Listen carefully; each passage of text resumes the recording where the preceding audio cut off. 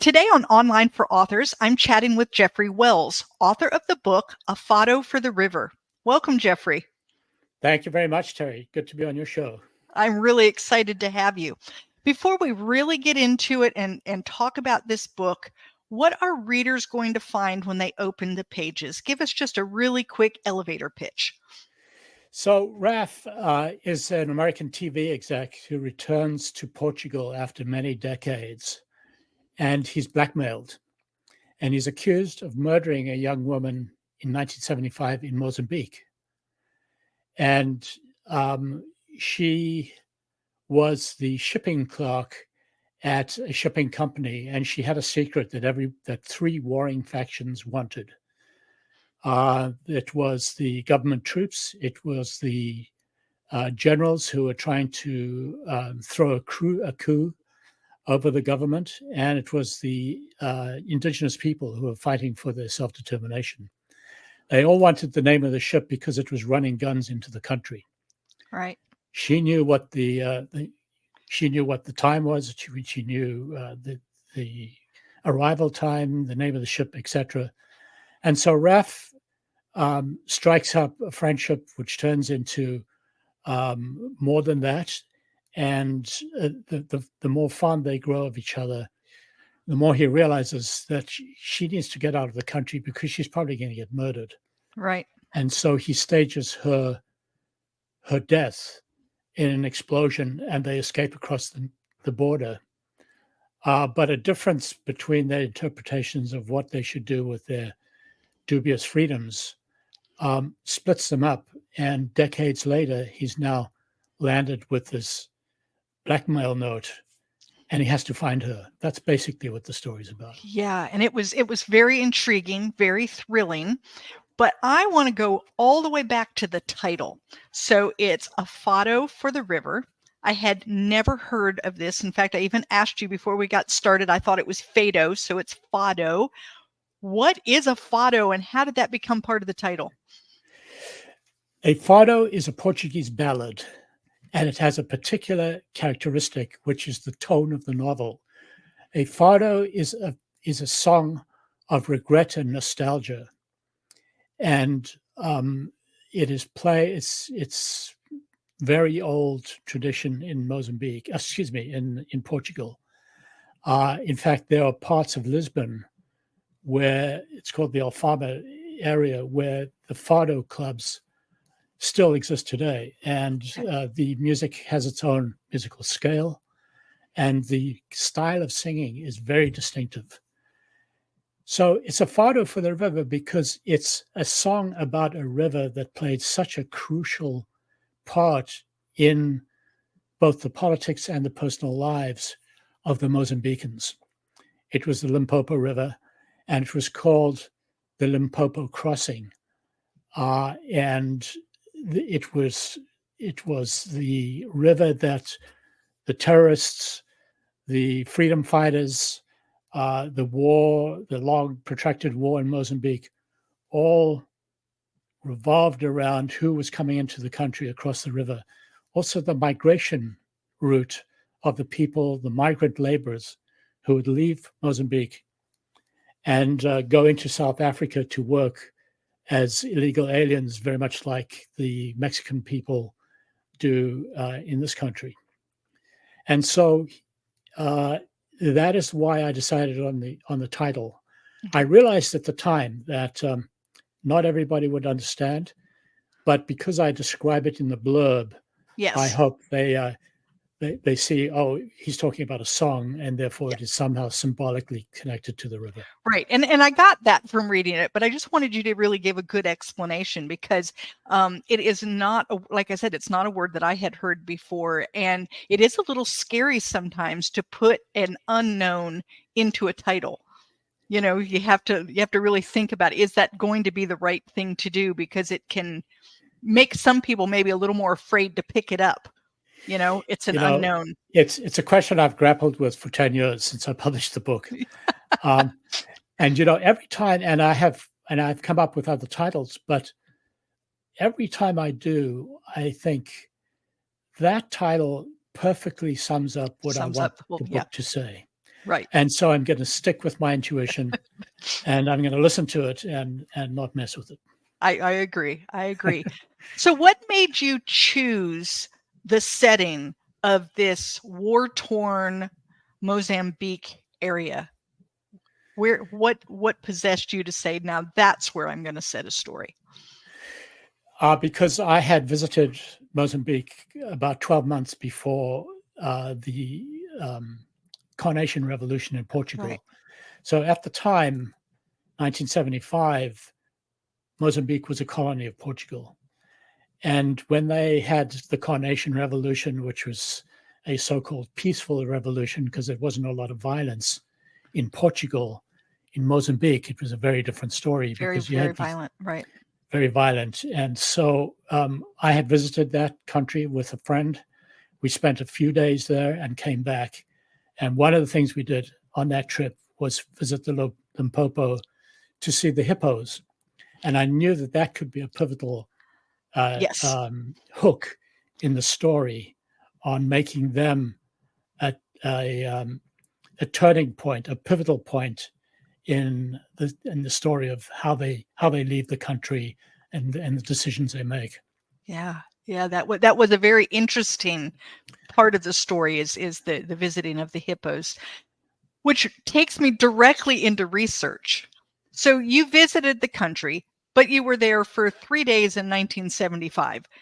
How much research did you have to do to be able to write this book? Right. A lot. One of the, let me just grab this book. Yeah. So this book is called The Harrowing of Mozambique. And it is written by William Finnegan, who is a New York Times reporter. And he visited the country for many months. I'm not sure exactly how long, but he wrote this very comprehensive book on the war, on the politics, on the people, and it served as a great reference for me. I'm sure it did. How much did you understand about what happened there prior to doing that research? Quite a bit. Obviously, being South African myself, it was a neighboring country, and I saw growing up how the country went from Portuguese rule to no rule at all, basically, and the fleeing of the population from their homes. About 1 million people ran from their homes, literally in bare feet, into the capital. And so we heard those stories, and I had an uncle who worked on the railways there, and he would tell of sabotage, and so there were these stories. I had if you like, a first-hand account from many areas, right? But it wasn't formal research. Okay, all right. It is not. I've heard of Mozambique. It's not like I'm not aware, but I wouldn't have been able to tell you very much about their wars and their when they were taken over by which countries and when they weren't, and I wouldn't have ever been able to tell you. So I found that aspect of this book very fascinating. I love reading books that have a really good story and I learn things along the way. And I think historical fiction, which I think this would fit into like historical thriller, is definitely maybe what I would. Historical thriller. Yeah. And so with that historical fiction bent to it, I did feel like I learned at least enough to make me a little more knowledgeable and maybe want to reach out and like do a little more research and find out what else was going on at that time. It was very interesting. Yeah. If you're like me, you probably did way more research than made it into the book. I always research and research and research, and then you have to pick those few things that are going to make your book move forward. Was there anything really interesting that you learned that did not make it into the book? Good question. There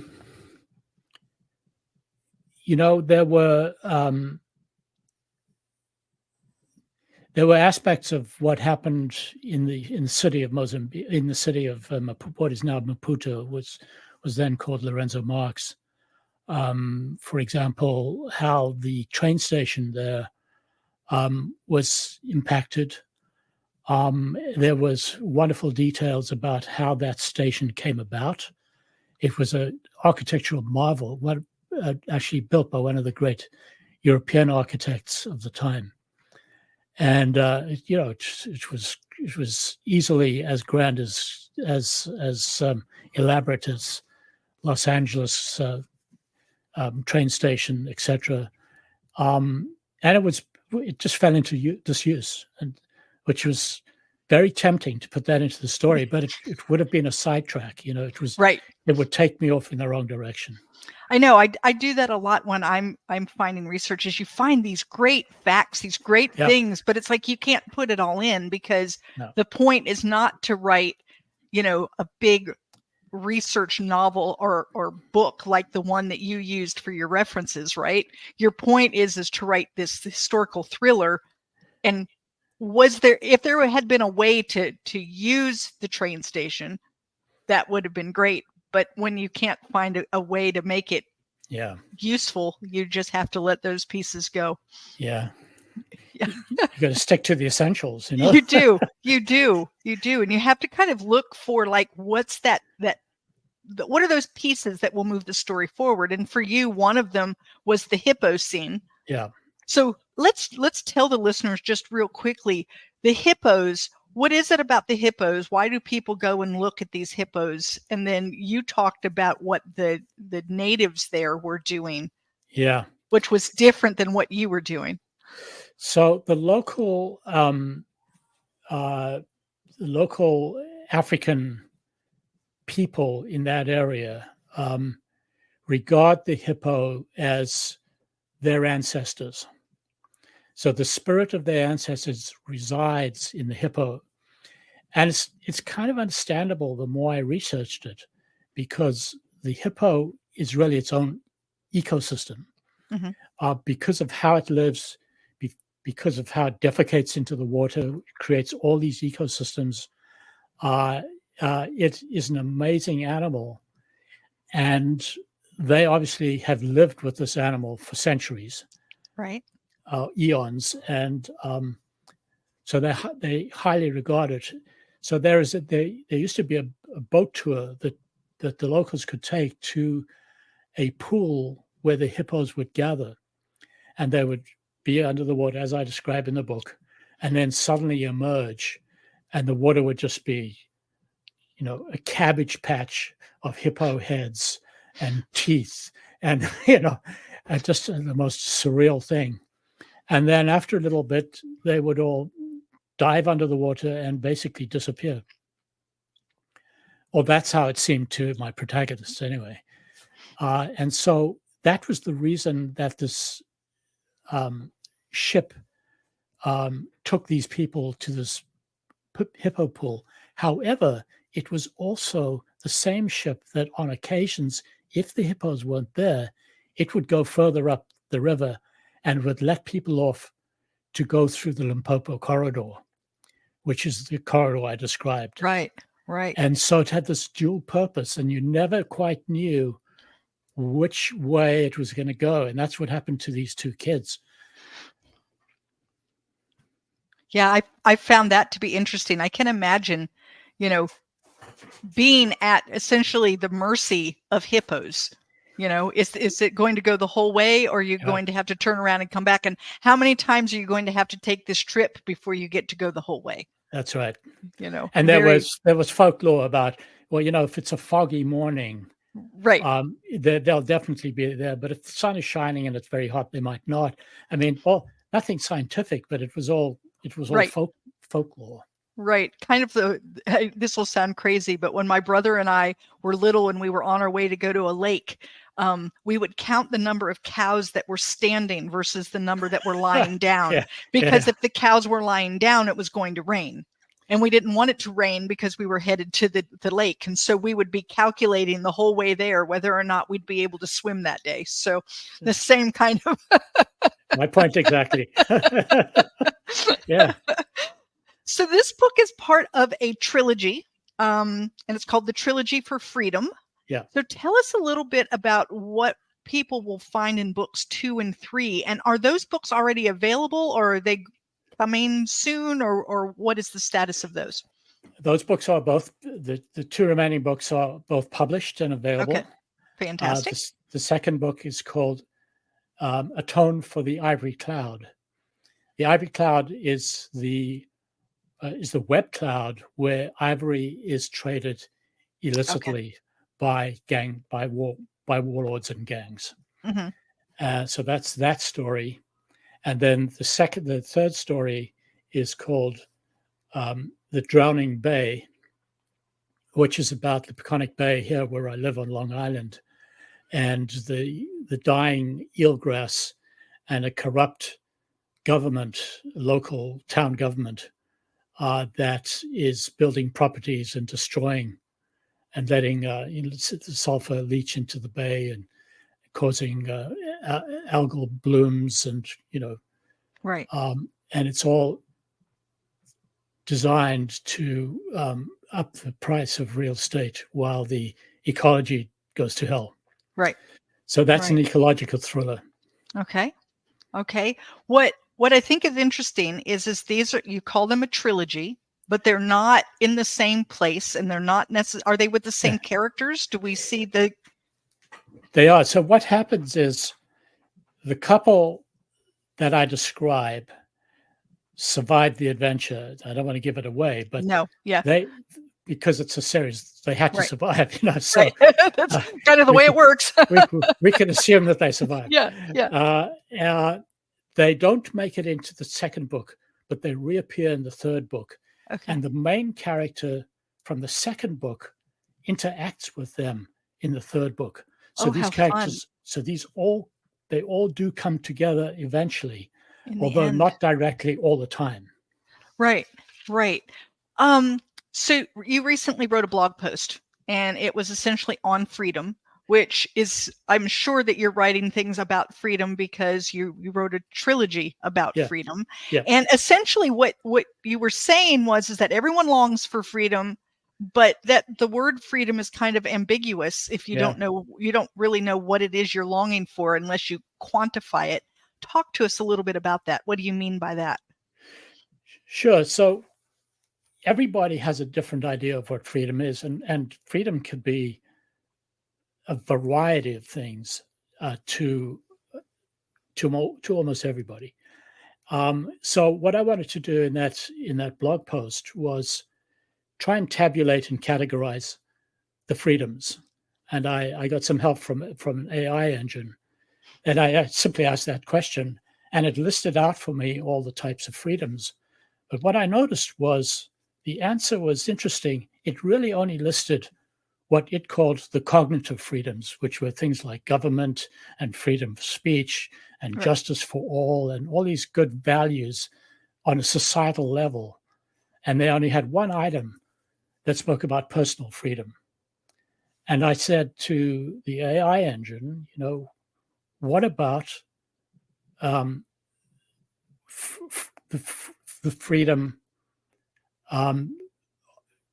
that comes with the personal stuff? What about that freedom? And it acknowledged that it had left it out, and oops. and it went back and actually changed the document that it sent me. And so, being a writer, I'm much more interested in the personal freedoms than I am in the cognitive freedoms. Right. Although I had to admit, the one definitely impacts the other. You can't separate them. They are really intertwined. It's hand in glove. Mm-hmm. And so there's that aspect of freedom. And then I went on to describe that freedom doesn't stand on its own either. It is coupled with our intelligence about things. And it's not just cognitive intelligence, it's also emotional intelligence. So you can, as we all know, you can meet very smart people who do very stupid things because they don't have any emotional intelligence. Right. People who can balance the two and can balance both freedoms, both branches of freedom, personal freedom and cognitive freedom, are on their way to becoming much more authentic because they're seeing a much more holistic picture. Right. And that's reflected out throughout my novels, so all three of them. Readers will experience this on a subtext basis. I never talk about freedom. I don't think I even mentioned freedom in the first book. But it's there, and it becomes obvious because I'm showing it, I'm not telling it. Right. And so, I mean, in the first book, the freedom was, Mozambique being free from who was ruling, like who is going to be ruling them next. And there was also freedom even in terms of like the escape, and that's a freedom. They were free from that oppressor. Now what happens next? Right. There was a lot of that in there. So yeah, you're right. I enjoyed it. I really did enjoy it. There was a lot of like, oh my gosh, what's going to happen next? A couple of times I guessed and then I was wrong, and it was like, oh, what's going to happen next? That's excellent. yeah. And I liked that. It definitely was thriller. It definitely gave me those vibes. So you've got those three. If I remember seeing on your website, you have a young adult book or a middle grade. Yeah, I do. Right? I do. It's also a thriller. I call it a juvenile adventure thriller. Okay. And it is actually about the fentanyl crisis. It's about two 12-year-olds who discover a mill close to where they live that has been abandoned, but is now being used to smuggle in fentanyl into Long Island. And the girl's father had an accident, got into painkillers and got addicted, and then started buying street drugs, opioids, right. Which turned into fentanyl. So her motivation was to save her dad. Right. And the boy, who was a dreamer kid, had a father who was one arrest away from being deported, was caught up in it, and he had nothing to do with the smuggling. And they banded together and they bonded, which is an important element in a juvenile novel, that the bonding and the friendship. Right. And they go a long way to actually exposing the supply chain of fentanyl from China into Mexico. So it's a real adventure. It sounds like it does. So what is next for you, Geoffrey? What do you have on the burner now? What are you writing? Right. So those two kids, those two 12-year-olds, in book 2 are now 22-year-olds. Ah, okay. So I take the same two characters and I jump ahead 10 years, and now they are what a literary agent would call new adults. Okay. Yeah. It's a subgenre of right. Literary subgenre, and their prediction or their situation is that the boy turned out to be very artistic and did very well, and was snapped up and went to a great design school in California, and was recruited by a bike company and was designing some of the best triathlon bikes out there, and had built a name for himself at a very young age. And ironically, his friend, who was much brighter than him in school, pursued a law degree and was, slogging it out in a big corporate law firm, right. And asking herself, what the hell am I doing? Right. And they eventually get together, and the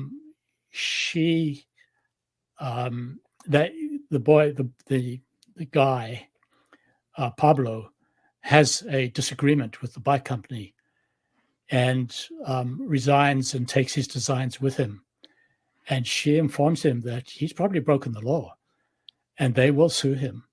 And so she sets about trying to help him, but he is hell-bent on this idea that he has that bikes and carbon fiber are a complete menace to the environment, and that he could create a bike that would actually decay in time and become compost. and it's a wacky idea. And she says, "You're absolutely out of your mind," but he pursues it, and it's that story. All right. All right. And when do we hope to have that one out? 25. Fantastic. Fantastic. So, hey guys, if you want to keep this conversation going, head on over to Novels and Latte Book Club on Facebook, where you will be able to win a free digital copy of Geoffrey's book, A Fado for the River. And you'll definitely want to read it. And now I have to run right out and read the other two because I got very interested in those characters and very much in what they were doing. So, Geoffrey, is there anything you wish that I had asked you that I've not gotten to? Well, let me see. You're on my teleprompter, so I can scroll down here and read. So we covered freedom. Yeah, we did. I thought you might ask me. What was my favorite part about writing the book, or what was my favorite part. Why don't you tell us? What was your favorite part about writing the book? Well, I thought chapter 20, where they return from the Hippo tour, and they think they're going to escape the country, but the military tell them to go back into the city where all hell is breaking loose. And that was a fun passage to write. I'll bet it was, because you brought together characters again that were there briefly and then gone, and then everybody's kind of back in one spot again. And it's like, what's going to happen at this point? You know, everybody's in the same spot. What's going to happen at this point? Yep. So, yeah, I enjoyed that very much. So, Geoffrey, if people wanted to get up with you, how do they do that? I think on the screen you're looking at is my website. Yep. It's geoffreywellsfiction.com. Mm-hmm. And there's a main page which talks about the latest release of A Fado for the River on audiobook. Fantastic. And, it's getting very good reviews. It was wonderfully narrated by Cameron Smith. And then there are a bunch of links to Amazon where you can buy the books. There are other links, social media, my bio, and of course my blogs tend to be fairly lengthy essays on all of these deeper subjects that I write about. So it's all there. Fantastic. So head right on over to Geoffrey Wells's website, which is geoffreywellsfiction.com, and make sure that you reach out to him. Tell him what you thought of A Fado for the River. I'd love to hear from you. Yeah, and talk to him too. Like, read that latest blog of his about freedom. It makes you think. I really had to, in fact, I read it twice, because the first time I felt like I lost some things along the way, and it was like, okay, this is deeper than I was reading, and I had to stop and start again. And it was a really good read. So definitely do that as well. Well, Geoffrey, thank you so much for being with me today. Thank you, Terry. I really enjoyed it. Thank you for listening to Online for Authors, where I, Terry M. Brown, author of character-driven fiction and host of the podcast, introduce readers to characters they'd love to invite to lunch. Tune in next Tuesday for another podcast episode.